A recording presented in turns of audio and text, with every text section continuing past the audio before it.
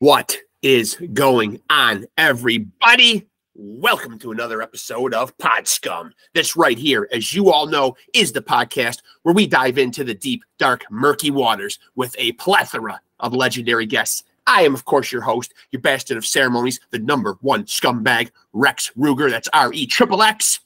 You might also know me as the King of Sleaze, a.k.a. the Hair Metal High Priest, and most importantly, a.k.a. that man right there, Diamond David Lee Roth Jr. Take a look.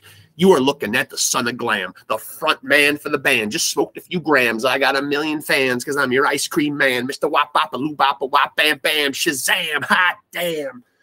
Ooh, I'm feeling good. And ooh, I'm really looking good. So is everybody else in the house, including you all out there. For me, it's of course made possible by my favorite product. As always, I'm coming to you from the Lavender Lounge of Love, and I'm joined, as always, by the great Keith Hernandez Puppet.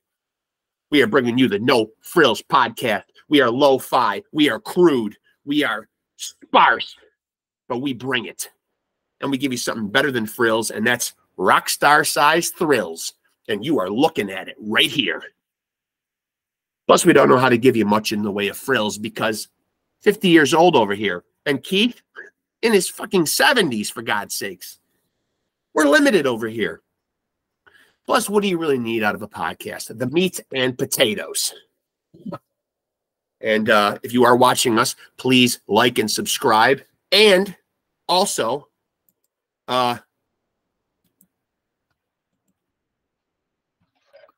be sure to follow us on Facebook. And that's where you'll get all the 411 on what's going down in the SCUM world. And as I get my guest in here, and of course, no editing here, no slick tricks. What you see is what you get here.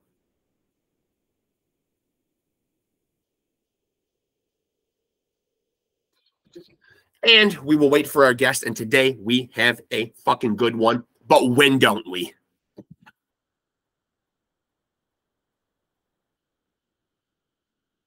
And I am in contact with him right now. Another reason why this is the No Frills podcast. You see it all right here. I don't know how to edit. I don't know how to do much of anything. So, you know, hey.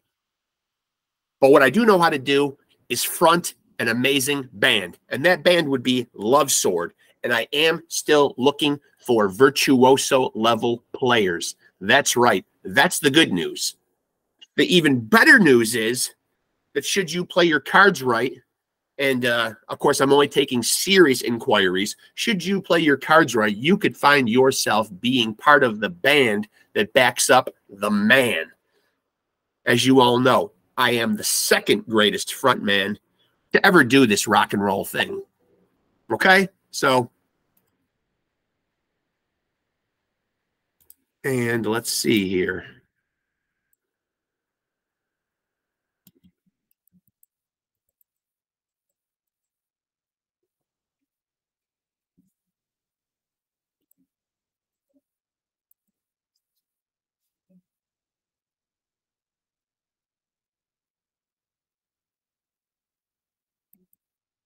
Meeting link.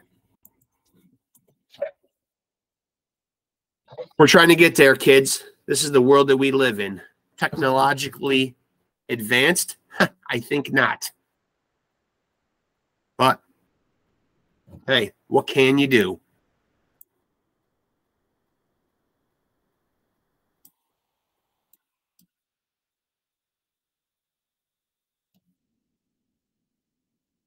We're working here. We're working here. So, let's see what we can do here. Our guest is having just a wee bit of a hard time getting in here. So, we will figure it out, though. And you will watch as we do.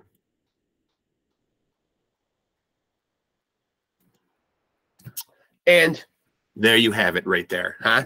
Podcasting at its finest. Pure uphill, all the way, all the time. What can you do? It is what it is. You know, I mean, any luck yet?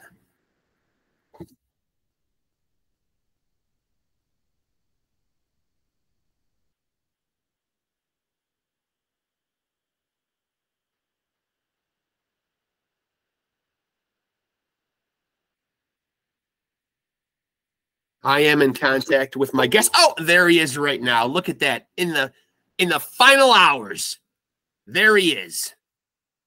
Lo and behold. And you got to see it all. Every problem in the world. You know, Brendan, that's always what it is with podcasting. Every fucking thing that's going to go wrong is going to go wrong. We got it. We're here. We do have it. Yeah. I mean, finally, fucking thank God. You know what? Thank God technology is making everything so easy for us, right? Like this is not this. I mean, you know, sometimes I wonder, huh? Couldn't be easier. Couldn't be easier. Couldn't be easier. Brendan PORRAY, and you know, I'm interested when I asked you offline, like what bands. So Sheer Terror is the band that you identify yourself with most. Yeah, that's been the main thing for the last 5 or so years. So yeah. I had Paul Bearer on last week. You know, quite an interesting cat. Very interesting person. So you're an upstate New York guy, correct? That's right. Yeah, I'm an upstate New York guy too. I'm right here in between Utica and Syracuse. We must have crossed paths a bunch and didn't even know it over the years. We might have. Yeah, we might have. So I want to ask you a question that I kicked off asking Paul Bearer. You know, you were obviously a hardcore guy, you know, first and foremost. And I think you would identify with that, right? Sure. And do you think in today's world, though, you know, I think back, and I'm 50 years old, so I think back to the hardcore of the Agnostic Fronts and the Cro-Mags and that kind of stuff.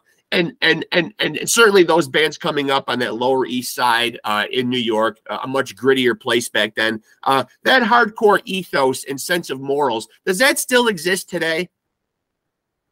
Yeah, I mean, things have changed a lot, and on one hand, and they haven't changed very much on the other hand. So I mean, definitely a lot of the morals that I learned coming up are morals that I still hold true, and I still see that in people coming up these days, and a lot of the younger bands. And then there's other bands that are completely doing different stuff, and that's fine too. Like things change. Like you can't be stuck in the past entirely. You got to kind of grow and expand, and that's kind of where we're at. Yeah. And what was your upbringing like? Like how early on in life did you get an instrument in your hand and like want to really start exploring music? I got like an acoustic guitar when I was a little kid for Christmas, and I took lessons for a little bit, and it wasn't really something I was into because I was getting into like heavy metal and stuff, and I was playing like country songs and whatever. Yeah. So something that I didn't really stick with. I wish I had, because I learned at that point like how to read music and all that, and you know, that would have been useful stuff going forward.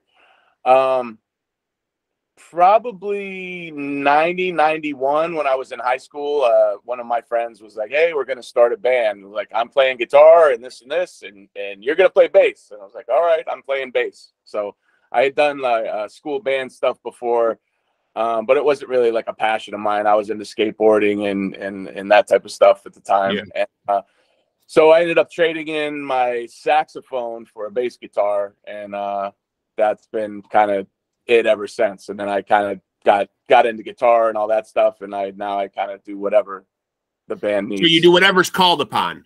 Pretty much, yeah. Yeah. That's good though. To probably have some versatility though, I imagine, in today's music business.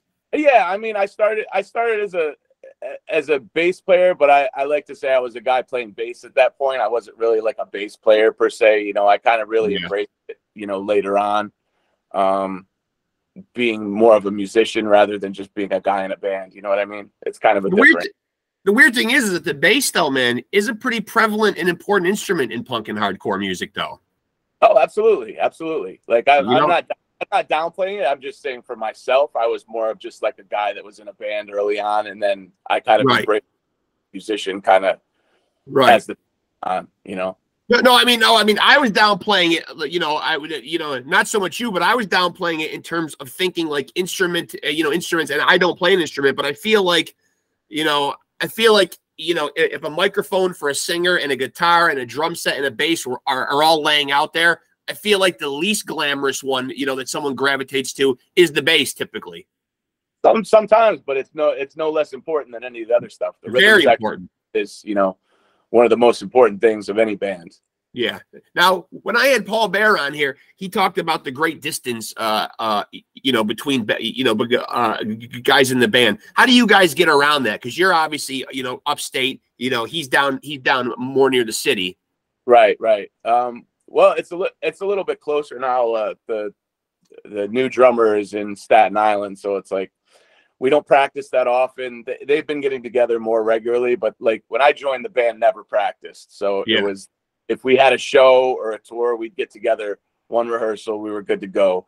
And as long as we play like enough regularly, we're good. If we take a long break, then we'd have to get together and practice. But you know, now I think with the new lineup, it needs to practice more or whatever. So he's actually going to find somebody closer to the city or whatever. And I'm gonna go my own way with Sheer Terror, like after this European tour.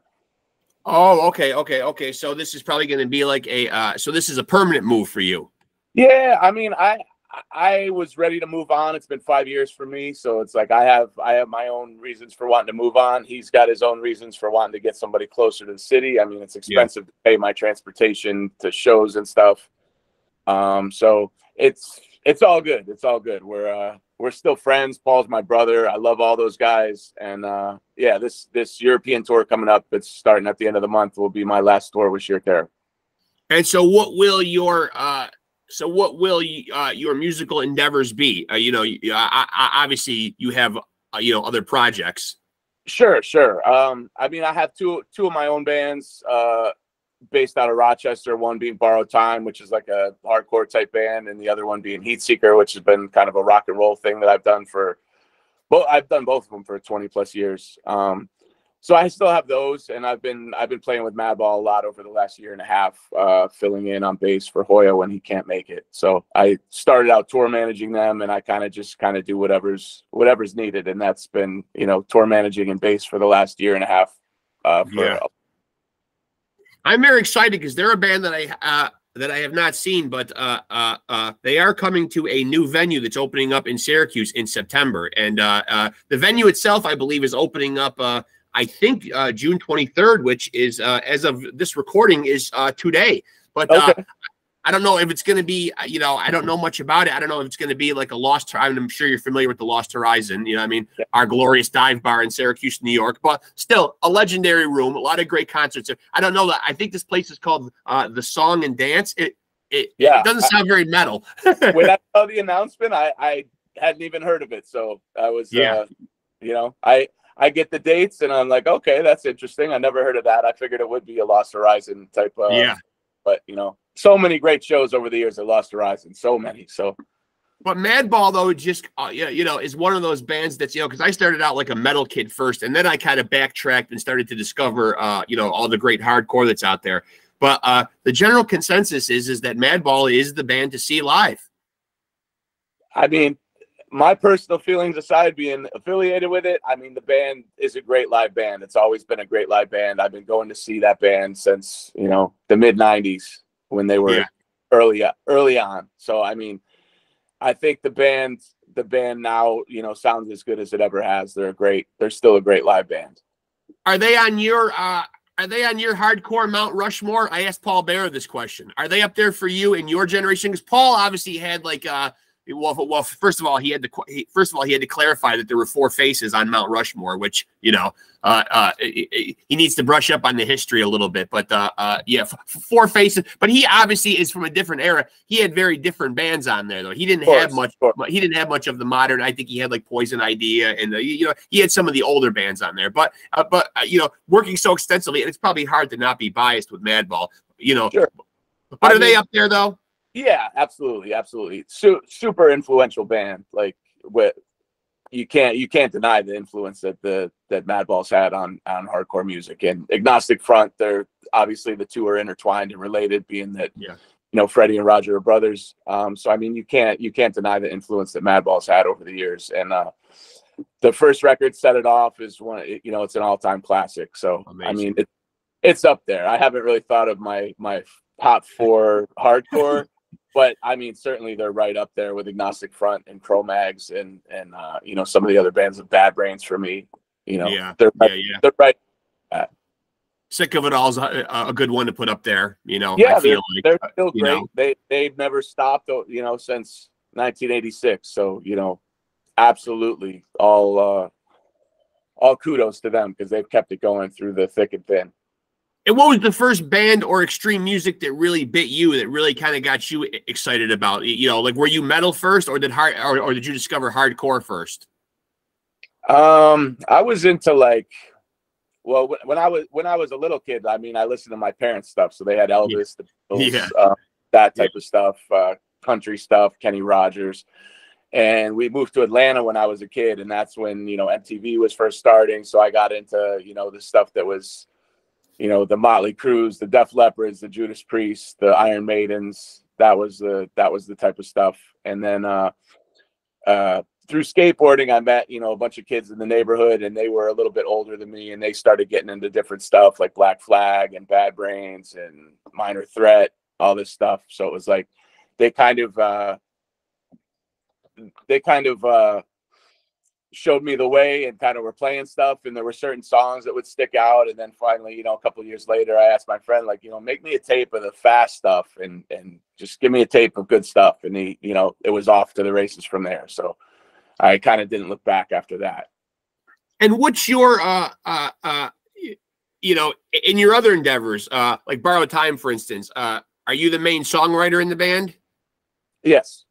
And what is your creative process like? Like, are you one of those guys who kind of can, you know, who can kind of write lyrics or write music and treat it like a job, like wherein you would say, like, hey, I'm going to go, you know, from noon to 5, I'm going to go write music? Or are you like a guy who's getting like sparks of creativity throughout the day and jotting and making notes?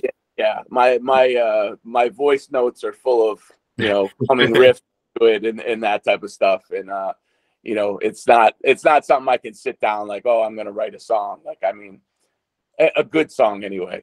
I mean, I could write you a song. It's not going to be great if I sit down in the next, you know, 20 minutes, but I kind of wait. I base it on a riff. Like, I get a riff that I like, and I kind of build it from there. And then sometimes I'll have like a, you know, vocal melody, or sometimes whoever's singing in the band will have their own, you know, thing. And then I'm always intrigued by those kind of guys too, because that doesn't seem like a really spontaneous way to create, though. But I do see like the, you know, I do see and respect the discipline in it, though. But just going into a room like with like a notebook or whatever, man, and just like sitting there, that seems hard and forced.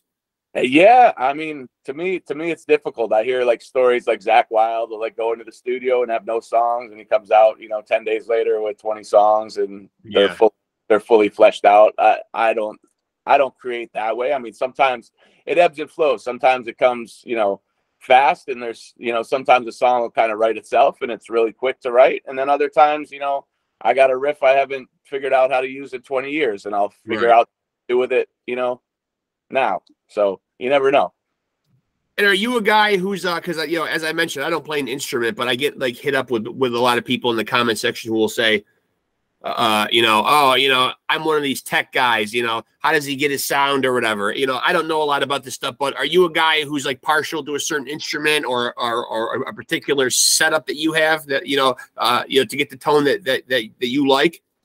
Yeah, guitar, I'm really partial to the setup that I have now. Like it was years and years of kind of chasing that tone that I wanted. And I'm finally at a place where I'm at peace with the tone that I have. I love the tone that I have. With bass, it's a little bit more still searching, but kind of like in terms of like sheer terror, like my bass sound, my bass tone over the last 5 years has evolved based on what the guitar player does. So if the guitar player has a specific tone, you know, sometimes I need to, you know, find my place in that sound. But I mean, sometimes he may be a little bit more bass heavy, and I may need to be a little bit more, you know, mid-rangey to kind of cut through and stick out. So it kind of depends in that band where he's at. You know, with Madball, it's like I'm coming in and I'm trying to take Hoya's tone as close as I can and be as faithful to the music that they've created with him when I'm filling in. I'm not trying to inject a ton of my own sound and personality into it. I'm trying to have it sound as authentic as I can make it. Right. And now Hoya is obviously, you know, like such a staple in that band. But when you say you fill in for Hoya, you know, what would be the circumstances that you'd fill in for Hoya? Does Hoya have other projects too? Is Madball not his main focus? He's had a lot of things change in his life over the last, few years, personally and stuff. And, he has other stuff going on at home. I don't really want to get too into what he's Fair got. enough. That's his story to tell. But, whenever he can't make it, I'm always on standby, ready to go. So, Yeah. as long as I'm free schedule wise, I'm always there. And those are all my brothers. And what does that schedule look like for you personally? Like, obviously, how often or how long people can go out and tour for, really depends on like the narrative in their own life, kids, a significant other, maybe a job that doesn't, allow you the freedoms, personally for you, like what kind of position are you in to just like pull up stakes and go tour? I mean, I can do pretty much whatever. I have a girlfriend at home. I have 5 dogs at home right now. So it's a lot of work at home, but she's supportive of what I do. So, I'm able to kind of go out now, kind of whatever need be. That being said, I mean, I don't like being out for a month or 6 weeks or whatever if I don't have to. I'm a homebody when I'm not on the road. So, aside from going out to work a job locally or going out, riding a motorcycle or whatever, I don't really leave my house when I'm home. I like being home. I like enjoying at home. So, with Madball, like usually the sweet spot is like either like long weekends or like, up to 2 weeks. And then, every once in a while it'll be something like 3 weeks. That's good. That's good for me. And do you notice the touring, changing it all? Obviously we can't replicate what we did, 15, 20 years ago. Nobody can. Are there different preparations? Is there a different way that you have to attack touring now? Because obviously when you're getting up and playing hardcore, and I've been to lots of hardcore shows, a lot of physicality, a lot poured into those performances. Has it gotten harder as you've gotten older? Oh, well, I mean, sure. You got to stay hydrated and you got to stretch a lot more when you get older. So there it is, kids. There it is, kids. There's the key: hydration and stretching. I mean, right off the bat, it's not right off. Not always glamorous. That's the facts right there. You gotta stretch. The older you get, it's not always comfortable being crammed in a van for 10 hours, 12 hours, or whatever it is. Sometimes, it's tough. But that being said, a lot of things have gotten easier about touring over the last, 15, 20 years. It's a lot more organized, especially in Europe. Europe is, they take care of you fantastically over there most of the time. So I've heard that. I've heard nothing but great things about, how much they roll the red carpet out over there in Europe for our bands. Yeah. But I mean, that said, I mean, touring is exhausting, even under the best circumstances. You're in a nice bus, which, occasionally, it's still exhausting. You're away from home. It's tiring. Right. Well, and even when you're on one of those buses, though, you're pretty much still sleeping in something the size of a coffin. You know what I mean? It's just not the roomiest thing. But, no, they're not made for comfort. Yeah. And now, what about COVID? When COVID hit, going back a couple of years, what kind of stuff was going on in your life at that time, like musically? Did it derail any plans that you had? Did it pull the plug on anything for you? I think I might have asked Paul this, and I'm not sure what he said was going on with Sheer Terror around that time. But what was that time like for you, like initially, when everything was just kind of like, okay, everything is done right now?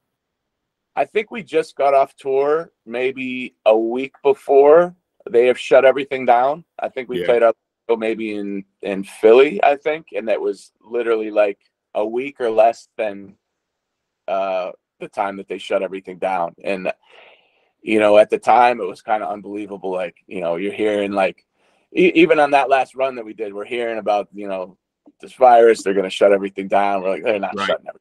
They're not shutting the world down. There's no way. Right. No, then it happened. And lo and behold, lo and behold, there we were. I mean, it was disappointing from a standpoint of like that year leading up to it was kind of the first year that I was able to string together enough work to like have that as my main thing. Otherwise, it was pretty much holding a full-time job and touring here and touring there and touring there. And that was the first year where it was like between all the projects I was doing, I was able to string it together and like make the majority of my living off of that. So that from that standpoint, it sucked. And you didn't really know when it was going to come back or if it was going to come back, and you had all the politics involved in it, and it was a horrible time, really. And what is your mindset in terms of the music business? You know, are you somebody that approaches it with that, like, you know, I'm going to do this till the wheels fall off approach? Or have you ever thought about like a stop date on like, geez, I don't want to still be out there hitting the road at this age? Or, yeah, or, you know, have you thought about that definitively? Or as a musician, especially in the hardcore world, is it just one of those things like, I'm doing this until I fucking can't anymore? I want to do it as long as it's enjoyable. Yeah. So, you know, when you're in an enjoyable situation, it's a lot more fun. So like, I want to have fun with it. And if, you know, as long as that's kind of the key for me. If it's not fun, I have something else to do. Yeah. And while during the COVID thing, it was starting to, you know, look like it might be finding something else to do, because you're hearing all these, you know, rules and all these people complaining about everything. And it just, it was when touring first opened up, and you were hearing like, you know, all these limits on what you can do. And, you know, I would get some tours where I would advance them and I'd get 7 pages of COVID protocols. That shit was, and that shit wasn't fun. So, no. I know COVID took the rock and roll. COVID took the rock and roll right out of rock and roll. I mean, literally. Yeah, it took the punk rock out of a lot of punk rock too. Like a big wet blanket over everything. I mean, I work in healthcare, so my day job is a nurse. You know, so we literally just within the last couple of weeks finally stopped wearing fucking masks, and it was, and thank God. I mean, 3 years going to work with this goddamn thing, it was really part of the uniform. You know, I was starting to wonder if we were ever going to stop wearing them. Yeah, it was crazy. My girlfriend is a nurse as well. She was emergency room for the entirety of COVID or whatever. So you know, she's coming home, you know, dealing with that every night. And I'm like, well, you know, if you're dealing with that, I should be out doing what I want to do. I shouldn't be stuck home. So, you know. Yeah. And you know, when you look back at the 5 years with Sheer Terror, who are obviously you know, we talked about like legendary hardcore bands, you know, certainly they fit the bill. Certainly Paul Bear, a legendary frontman. When you look back on the 5 years that you spent with them, are you satisfied with your legacy? Do you wish that you know, there was some way to work it out, like where you could do more? Obviously geographically it's a little bit tough. Is there a sadness there, or do you feel good about the decision that you know, you have to move on? I mean, I wish the band was a little more prolific in the time that I was around. We toured probably more than the band has ever toured in its existence the last 5 years, which was cool. We went to a lot of places the band had never been before or hadn't been in, you know, 20 years or whatever, which was also very. But you know, I wish we were able to write, you know, a record. I really wanted to do a record, but it just, you know, it wasn't in the cards. We tried on multiple occasions, but it just wasn't, you know, Paul wasn't, you know, happy with where it was at and with what he was writing. And so it was just kind of, you know, that's what it is. And what about, and what about Borrowed Time?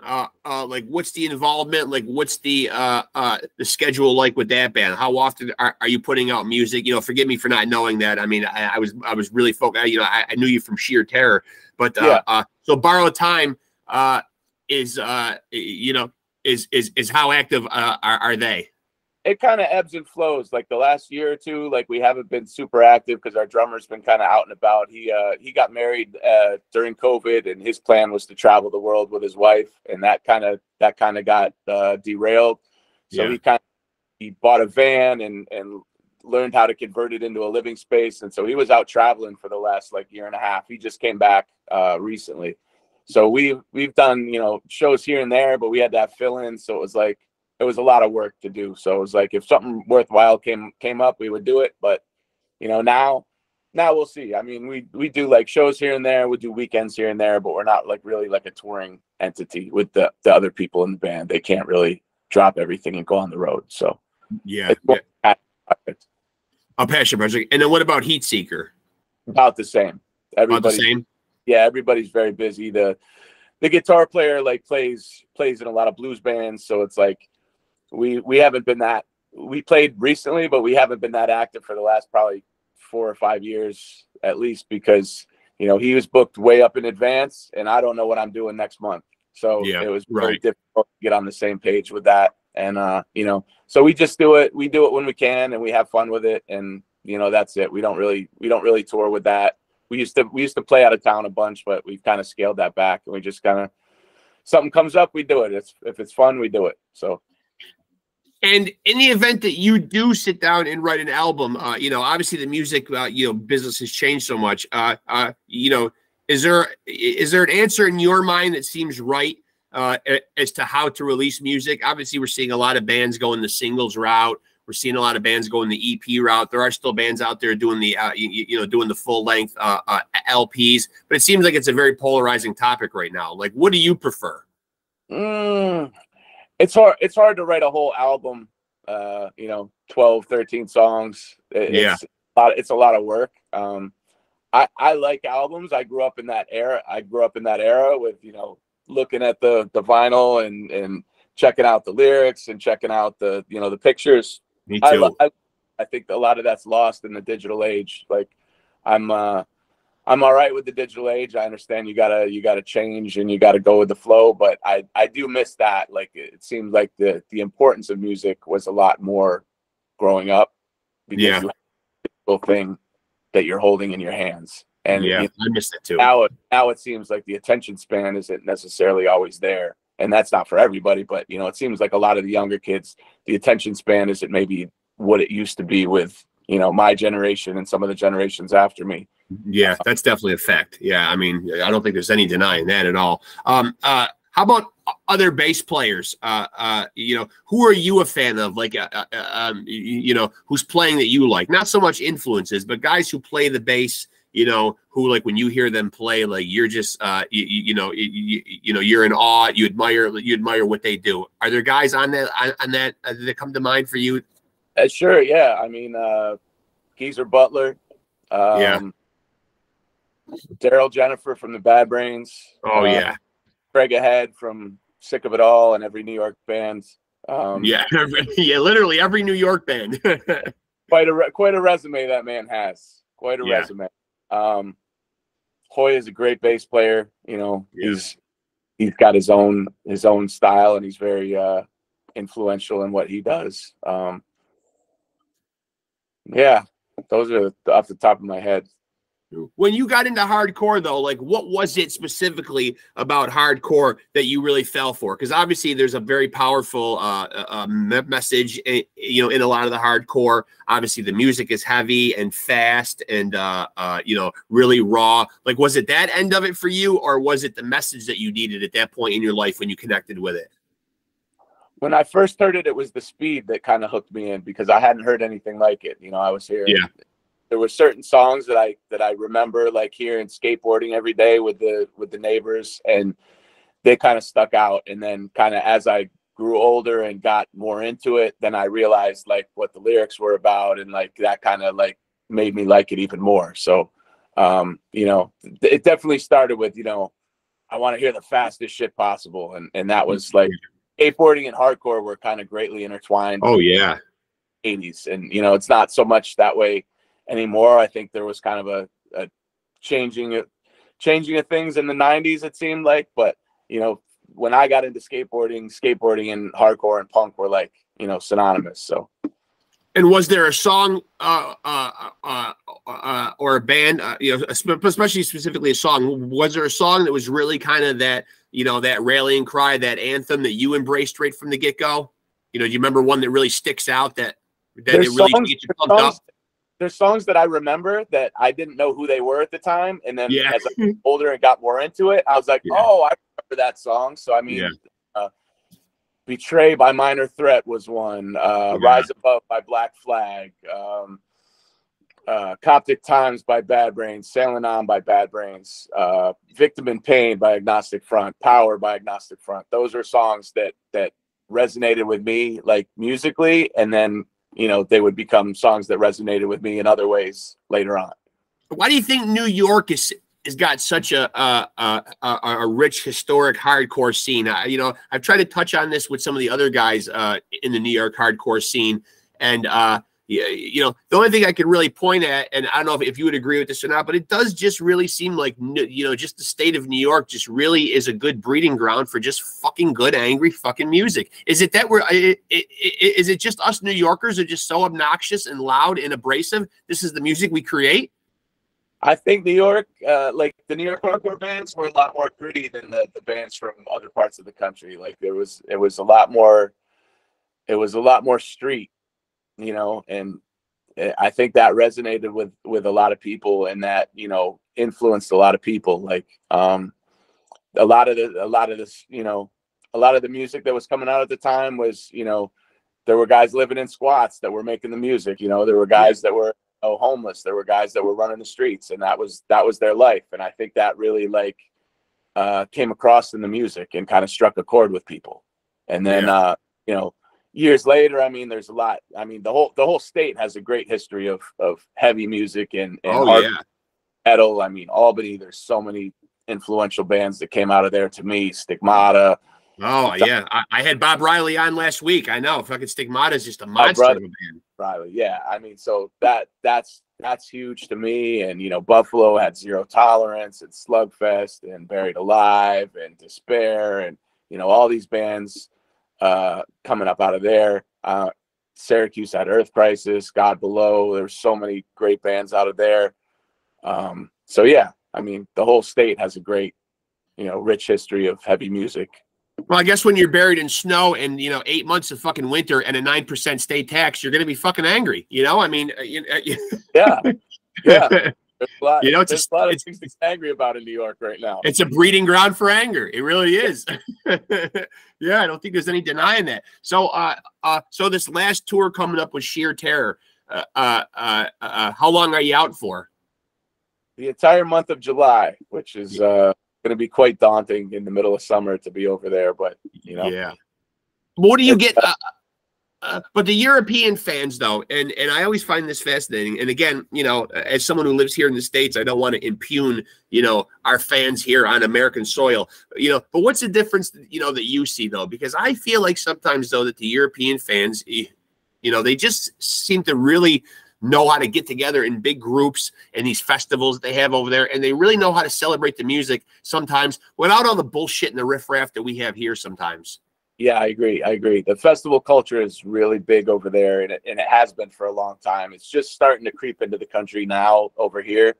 But you know, there you would see a festival, and it could be, you know, Iron Maiden with Madball, and you know, some pop artist, and you know, Motley Crue, and like it's just a weird mix, and they just love music over there. And it's like, especially for the older New York hardcore bands, they love hearing new music from the bands over there still. So, you know, where States, like, kids are a little bit more spoiled. They, you know, they want to hear the first record, whatever band it is. They want to hear the Madball record, the first AF record, the first Sheer Terror record. And it's like, a lot of these bands have put out a lot of great music since that time. And Europe, they really embraced the new.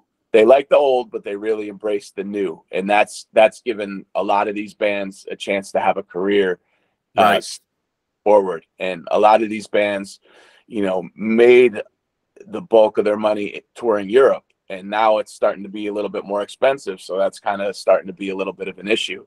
Whereas a lot of bands with the increased costs are having to cancel tours, and yeah, so it's changed a lot of things the last couple of years. Is it a slippery slope for you guys? And I'm sure a lot of this probably falls on Paul. But like, you know, when you do have a rich, deep catalog like that, and you know, as you mentioned, you get people that want to hear the first album or whatever, you know, is it a dicey situation to really pick out a set list? There's certain songs that we have to play, and then other songs that he'll want to play, or there's other songs that he won't want to sing. So, you know, there's so many songs in that catalog that I love that I wish we were able to play, but you know, he's gonna play what he wants to play. You know, sometimes like, hey, let's do this. All right, but you know, sometimes it's like, I don't really like that one anymore, and you know, it's really feel connected to singing that song anymore. So you know, you can't really argue from that standpoint. As a fan of music, you know, obviously you're on stage playing a lot. you know, or you're working for these bands or you're helping out the guys in Madball or whatever. But, you know, speaking strictly from a fan standpoint, do you get to go out, you know, as a fan and go see a lot of live music? I get turned on to a lot of new music now by touring with the bands, something I wouldn't necessarily be exposed to. So I mean that's cool. I still go out as a fan. Like and watch stuff. We played, you know, New York last week, and you know there was a lot of bands that were friends of ours that, you know, it was great to be able to watch, you know, Biohazard again and watch.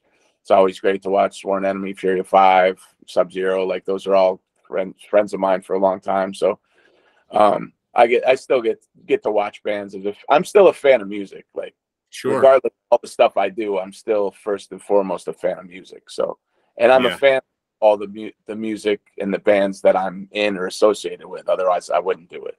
Right. You know, obviously, Paul, a huge, larger-than-life character in the hardcore scene. Talk about some of the other characters. You know, you must have rubbed elbows with just about, you know, everybody, you know, in that scene. You know, you always hear about the, you know, oh, this guy's a character, that guy's a character. You hear about Vinny Stigma a lot. You know, obviously, Paul is a larger-than-life guy. Are there any that stick out for you? Vinny Stigma, Jimmy G, Law. I hear his name a lot too. Yeah. I mean, those are probably, you know, the two biggest characters, you know, in that scene that I know. Paul's obviously, you know, got his own thing. You know, his persona is larger than life. So, well, Vinny just seems like one of those guys who's just not aging, and he still just has such a zest for life.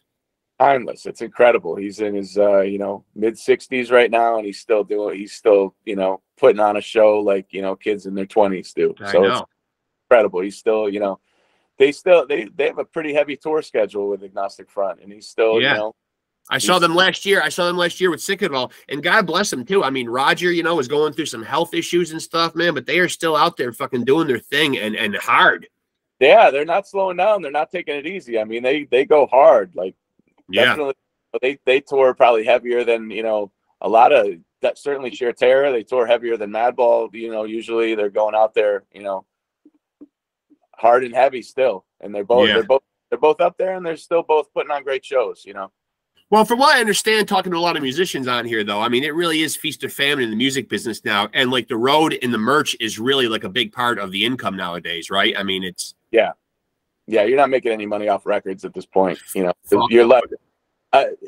Most of the time, putting out a record is a passion project. I mean, you're lucky to pay for your expenses and get a little bit out of it, but you know, as a money making thing, it's not really the greatest money making thing. Certainly, like merch is like the saving grace with touring. So you know, that's why you see so many bands out there touring for 10 months a year, because that's how they make money. And then what's the percentage like you know, like on streams? Like streams don't pay a band that much either, do they? No, streams are terrible. I don't, you know, you get a couple percentages of a penny, I think, for every stream that goes. You know, how did the music business not get in on the ground floor and find a way to harness this and get you guys fucking paid better? I don't you know.